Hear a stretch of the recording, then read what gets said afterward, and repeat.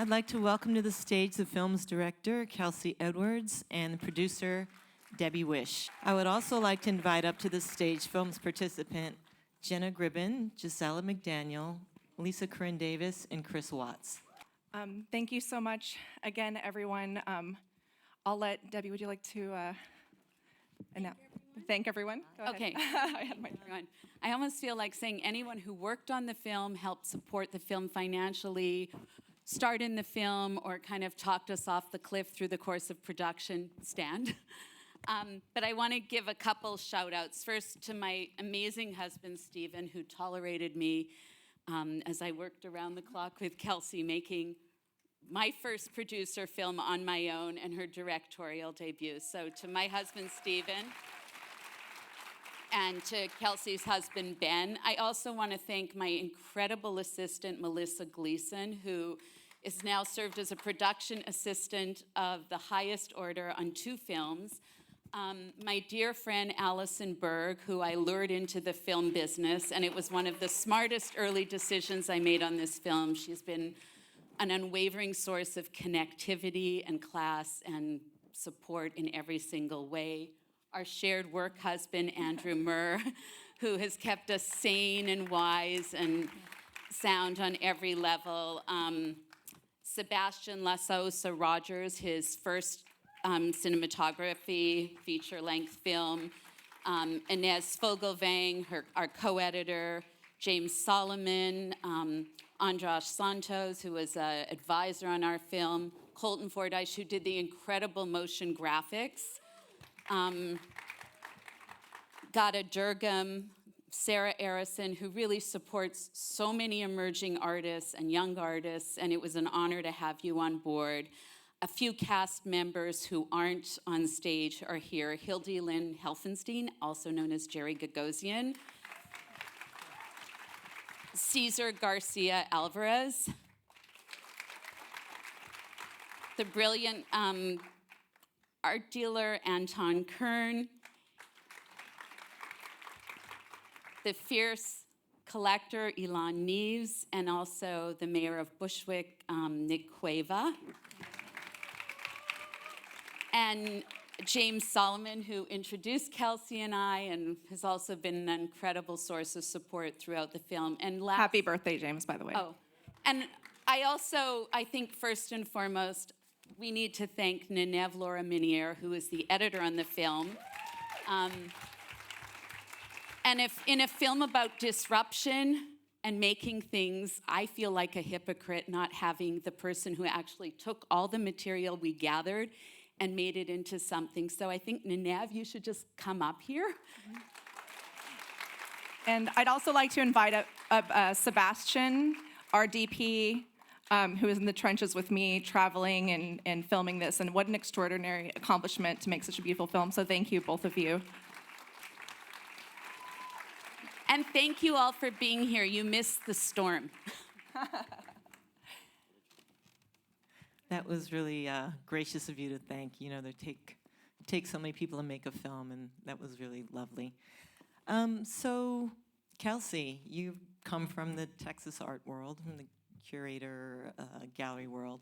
What made you decide to take on all these isms, classism, elitism, sexism in the art world? Well, I mean, I've lived through some of it, and coming from a state where for some background, my father was a contemporary art curator, and growing up, I felt like there was such a disconnect between what I saw in museums as conversations artists were trying to have about, some of the most, pressing issues of our lifetime, and the people that I saw that seemed to feel welcome in these spaces. And I knew my friends didn't fully understand what the word curator meant. And so I think a big part of my work in my lifetime has been trying to connect broader audiences and to sort of demystify this world and put a human face on it. And like I said, it's artists are my living heroes, working artists, and I have so much respect for their contributions. And so it's been my great privilege and honor to meet this group and get to tell their story. So thank you for your work, and thank you for trusting us.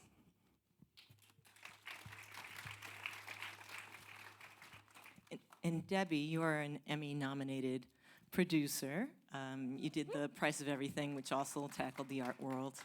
What themes did you want to cover in this film that you weren't able to tackle in that film? Kind of everything that wasn't in that film. I mean, when you make a film, that was my first film, and we had over 100 hours of footage, and all of the emerging artists and sort of marginalized artists were sort of left on the cutting floor, which was a creative choice because you can't tell all stories in one film. And when Kelcey and I met, I was sort of looking to do a film about emerging artists. And through the course of the production, our world changed, and we sort of had this moral reckoning, which I think forced us all to go a little deeper and maybe pivot, I hate using that word, but from our initial plan, which was to just focus on kind of the secret sauce that anointed some and left so many others struggling to survive. And also, like, what kind of crazy person goes to school and takes on all this debt and, you know, all this education and pursues a career path in a field where even with a degree from the best school, a terminal degree from the best school, your chances of making it, whatever that means, is less than 1%. And I think as creatives, it just sort of fascinated us. So. You had such a diverse group of participants, not only on the stage, but the ones who aren't here. How did you go about targeting your artists that you wanted to profile? Well, I did produce, this is my first, the first feature that I've directed, but I produced a film on the history of Wonder Woman that actually had its New York premiere also at Doc NYC, so thank you for that. But that was a film about the need for female superheroes, and one of the big takeaways is how important it is that we have heroes that look like all of us. And so the goal was always to make this an American story. It's not tied to a particular show or a particular region, so it was important that there be various forms of diversity in the cast. And so casting as casting, we started looking for compelling stories and range among our artists in terms of media and what their work speaks to and where they're from. And some of it was through our own research, and some of it was through the incredible fortune of working with my brilliant producer, Debi Wisch, and our brilliant producer, Allison Berg, who are on the boards of museums, and they have their ear to the ground and really know what's happening. And so when I said, can you recommend some artists in this category, they'd come back with a list of 50 people to research and look at and talk to. And so, but some of Chris, I kind of joke, is the guy I met at the bar, kind of. He's a friend who I might be here, BB. Anyway, he's a friend of mine. Mentioned she had a friend I should talk to, and it was just great fortune of meeting this wonderful cast, if that answers the question. But. So let's talk to some of these artists. How did you guys like seeing your work on the big screen? Is it a new experience? It's much better in person.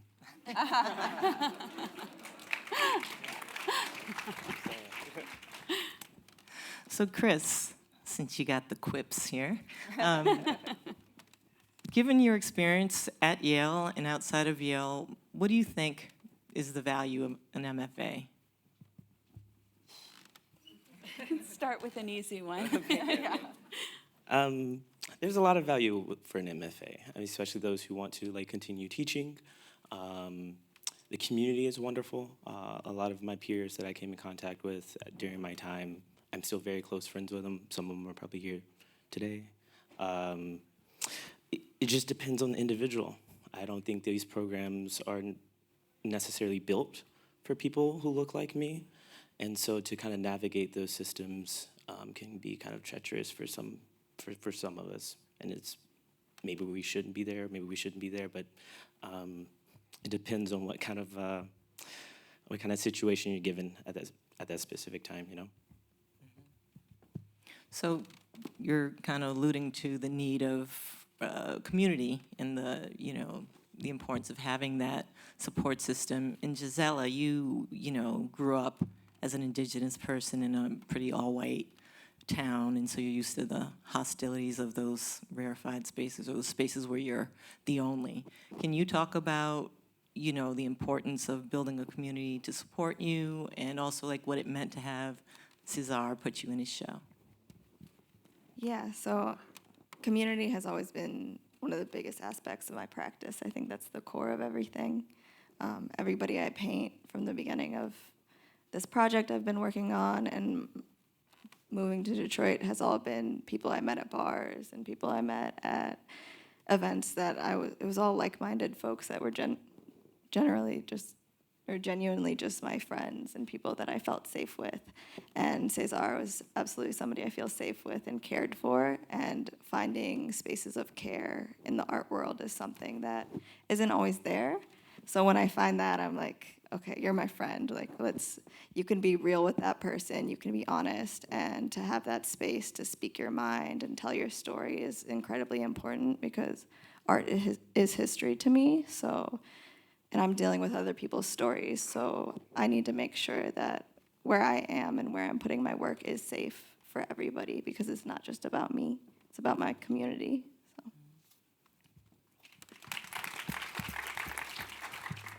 Lisa, as a professor, what lessons about being POC in the art world have you learned, or do you impart to your students, or that you wish had been told to you when you were coming up?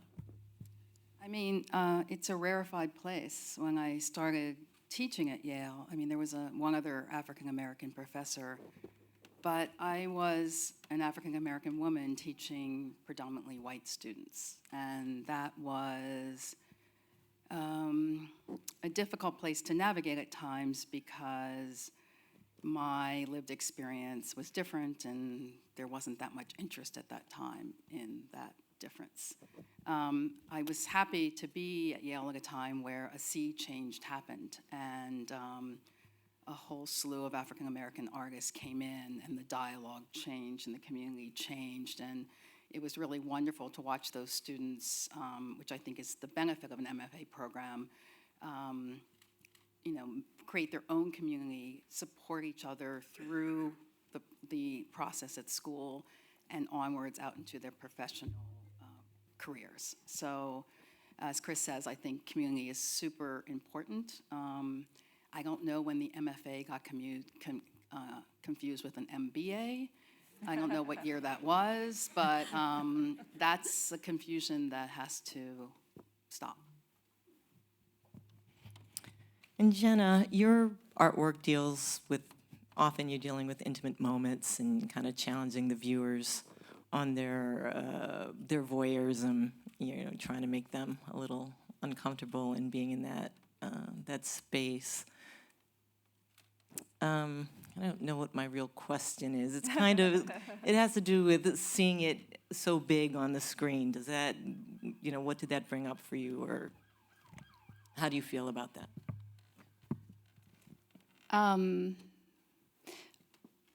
I guess, it's not an experience I ever expected to have necessarily. It's weird for me even to see my work outside of my studio, even though that's how I intend for it to be seen. I don't expect everyone to have to make a pilgrimage to my studio to see my paintings. They are meant to have a certain kind of relationship with the viewer, like you alluded to. But yeah, seeing it on the big screen, it was exciting. My son is here with me, and so it was really nice to, yeah. He was. Come on up. That was really exciting for me to sit next to him and have him get a little window into this part of my life that I think he knows very little about, that he sees very little of, so yeah, it was, that was sort of the best part of it for me. But yeah, obviously I talk in the film about how, for me, looking at painting is, this is Silas. Hello. He's really shy. Very shy. Yeah, so yeah, for me, it's so important for paintings to be seen in person, so it's almost like not even my paintings up there, because my paintings are physical objects that are experienced when you're standing in front of them and looking at the materials on the surface, so. I have to say, one of the great privileges of making a film like this is you get to be inspired by all the people that you're getting to interview while you're interviewing them. And there was a line in one of your interviews that didn't make it into the film, but it really was a mantra for me getting through the film because I am also a working mom. And I remember asking you kind of how you did it and how you felt about the time you were sacrificing with your son, because that was something I was grappling with at the time. And Jenna said, it was really important to me that I show my son what it means to be engaged with the world. And it was very impactful. So thank you for that line. And I'm sorry I didn't make it into the film, but it was important for me to hear at the time.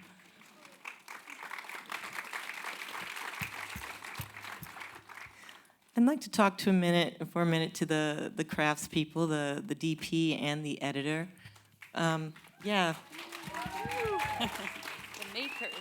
can you talk about the challenges of making a film about film that had so much great visual power to it? What were the special challenges of doing the artwork justice and as well as the subject? Do you want to talk a little bit about how you shot the paintings? Because I love Yeah. how you did that. Yeah, going off of what Jenna just said, it is, these artworks are meant to be experienced in person. So that's like the biggest challenge with shooting a film about art, whether it's sculptures or visual art or even, 2D digital art that's just experienced through a different medium, whether it's a computer or augmented reality or whatever. It's super challenging to then capture that in 2D video and still feel the texture. So I tried to do what I could to make you kind of experience that as closely as possible. And and then other than that, it was I was super grateful for the access to meet these incredible artists and people kind of all around the country. And that's because the most important thing is really what is in front of the camera, and having that access is huge. So I guess, a cinematic experience is an emotional experience at the end of the day. And so the greatest challenge is how do you kind of dive in and help people, bring people into how to, even understand it myself. When I started, it was just a ton of conversations. And then to actually find the emotion in a film that is about like knowledge too, like helping us all understand this world and the interconnectedness, but then being constantly coming back to being inspired of like why do we love art? Why do we love artists? How do we fall in love with almost every frame of this film? So I think I was inspired to just make it a ride that you don't even notice. So you might have to watch it a couple times. That'd be great. But let it sink in, absorb, and mostly come away with a lot of love for art and artists. And then let it percolate. The ideas might just start connecting and percolate later. The love word's important because we really did want to create a love letter to artists and sort of a cautionary tale to what we all stand to lose if we don't kind of rethink the DNA of how we choose our heroes. And, our goal in all of it was to do that. It was sort of meant to be a big art hug. Are there any questions in the audience? Can't see. If you shout it out loudly, I'll repeat it so everyone can hear. You in the back?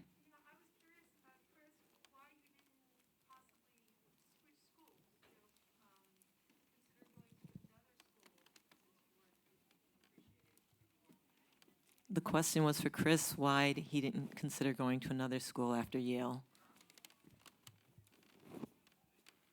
I think then you're insinuating that MFA programs' intentions are different across the board. And I don't necessarily, that's almost kind of like going from one beach and walking to the other, and it's dark outside and you're looking for sun. I don't know. It wasn't something. And that's nothing to put down on MFA programs because, as we saw in the film, obviously some are more affordable for some students. Some students have different access. We've also heard that staff is different. Our faculty is different, which is I think a huge game changer. But I guess for me personally, once I experienced what I experienced. I got what I needed. So I didn't need to go to another program and kind of start all over. Fun fact, you can't transfer credits from one school to the other. So you actually have to start over because it is a way for the program to mold a certain student. So that's also an answer to your question. So the question is, do you think the art world is going to go back to how it was before COVID? I'll take a stab at it and then turn it over to whoever else wants to answer. But one thing Helen Molesworth says towards the end of the film, where she talks about how we have to be aware of how these systems tend to try to reinvent themselves as the world changes, and that's part of the kind of cautionary tale part of this all. And there's actually something Debbie said that sticks with me. I don't remember when you said it, but it was kind of a question as we were finishing the film and wrapping up the ending and triple checking all of our statistics and really being kind of amazed and shocked ourselves at the situation the world was in and some of the dismal statistics we were finding about the lack of support in this country. And Debbie said, just imagine a world without art. And the last thing I'll say is there's another line that didn't make it into the film, but Gordon Knox, the former president of the now shuttered, San Francisco Art Institute, which somebody recently was telling me was the kind of the real, considers itself the last fine art institute of its kind in the country. That only taught art. That only taught art. He talked about how art really connects us. It connects us to our shared humanity. And from an anthropological viewpoint, we have the science to reverse and change a lot of the world's biggest problems. We can reverse climate change, we can end world hunger, but what we lack is the will. So, I draw hope from the people you see on stage and the thousands more people like them, and hope from the fact that we finish this film, that hopefully it'll find more and more audiences and attune people to the fact that this is a community worth caring for, that it deserves more than the little bit of support it has, and that everyone can play a role in that. So that's where I draw hope. I'm the eternal optimist, but I sort of straddle a lot of worlds in my role as a producer, an art collector, someone who's involved in museums and university boards. And I think what George Wells did with Morehouse, where he gave a huge collection to a school that never had an art museum or collection, is amazing. I think what Sarah Arison does with Young Arts is amazing. I think what Alice Walton has done with Crystal Bridges, where one of the things that's always bothered me was that museums have so much of their art in storage. And on one of the boards I'm on, I said, well, let's just loan it out to museums and communities that don't have art. And they said, well, there's no money for that, the insurance and whatever. And then I found out that Crystal Bridges actually has a fund where they pay for that. And I hope that as we travel around with the world and hope the country, hopefully the world with this film, it's an opportunity to share a lot of the resources that are available that people just don't know about. Because I happen to believe, Hauser and Wirth does amazing things to support the community, as does Pace. All of these, we're all in this ecosystem together, and I think we just need to start talking and sharing information, and yeah. You talk. Thank you very much for a great Q&A and for a beautiful film. Thank you all for coming.